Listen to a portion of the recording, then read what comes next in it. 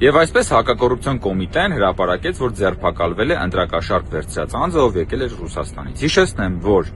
ընտրակաշառք վերցնելը սպառնում է մինչև 7 տարվա ազատազրկմամբ։ Եկեք մի պահ պատկերացնենք, որ ինչ-որ մեկը վերցել է 100,000 դրամ ընտրակաշառք, բռնվել է եւ ասենք դատվում է 5 տարվա ազատազրկմամբ։ Սա լինում է օրը 50 դրամ։ Լավ, օրը 50 դրամով կարելի է վաճառել սեփական կյանքը։ Օրը 50 դրամով կարելի է վաճառել սեփական կյանքի ժամանակը։ Օրը 50 դրամի համար կարելի է գնալ մեկուսարան եւ զրկվել սեփական ընտանիքի հարազատների, սեփական ազատությունը վայելելու հնարավորությունից։ Դեռ մի կողմ, որ օրը 50 դրամով ոչ մի կերպ չի կարելի վաճառել սեփական պետության ապագան, սեփական ձայնը, բայց օրը 50 դրամով ո՞նց կարելի է վաճառել սեփական կյանքի ժամանակը, թանկագին, անվերադարձ։ Սիրելի հայրենակիցներ,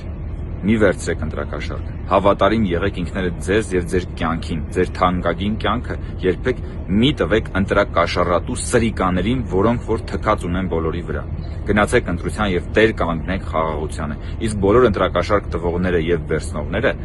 պատժվելու են եւ իրենց թանկագին կյանքի ժամանակը վաճառելու են 50 դրամով, 20 դրամով, 30 դրամով, 10 դրամով եւ այսպես շարունակ։